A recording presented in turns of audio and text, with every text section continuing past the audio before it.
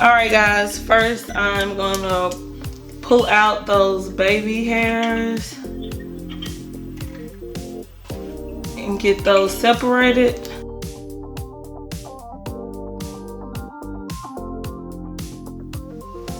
Alright guys, I lost some of the footage of me actually plucking the wig, so I want to come back and show you guys after I tinted it and everything. So I'm just gonna, you see how this side looks like a Barbie hairline and this one looks like someone's actual hairline. We're gonna pluck it a little more just to get it to look natural. So first of all, like I will say later on in the video, you don't want to pluck the first line of the hairline as much.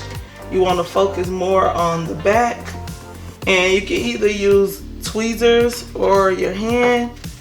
Right now I can't find mine, so I'm going to use my hand. So I'm just going to pull random hairs. You don't want to pull more than 3 to 4 because you don't want to hold. Also, you don't want to focus in certain areas. You just want to pull, go, pull, go, pull, go. Because if you do stay in one spot, say for instance I keep plucking right here, I will have a big bald spot right here. So you want to move around, or I go back in the wig and part maybe at least 3 different rows to go down and pluck. So I'll pull a couple hairs from one row, and you want to make sure to pull like 3 and pull it from the root, and be careful, you don't want to pull a hole.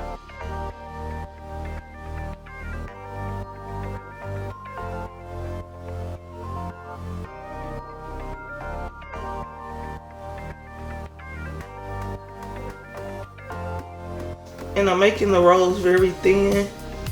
You could pull from the hairs in front of your part and behind.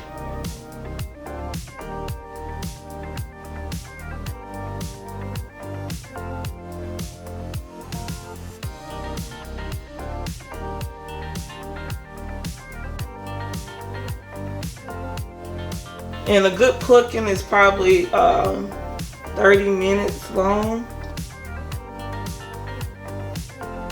And then once I do that, I'm gonna actually come to the hairline and I'm gonna pull whatever's supposed to be the baby hairs. I'm gonna pull that a little forward.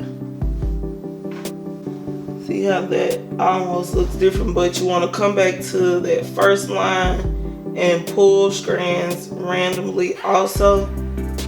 Not too many. You want a bald spot. And you keep doing this process until you get it to your liking. Please stay tuned to see how I got this closure to be this dark. Or this is how much I've plucked. I'm going to wet the hair and actually see.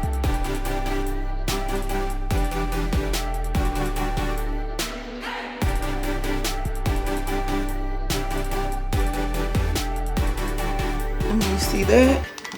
When you wet it, you're actually able to see how thick it still is. And as you guys can tell, I have a lot to do. So I'm just gonna keep doing that same process as earlier, and I'll be back once I have it to my desired look.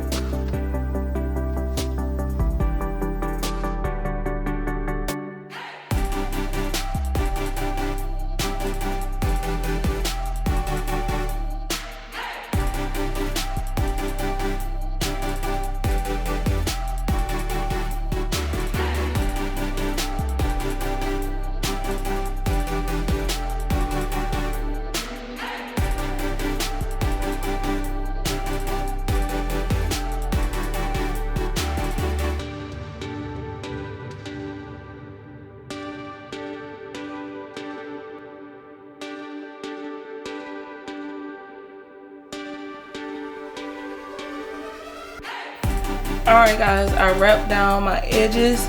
Please stay tuned for part 3 where I'll be showing you guys how to tint the lace using this True Match Lace Conceal, and this is in deep dark, and this is actually going to be my first time using it, so it'll be a review.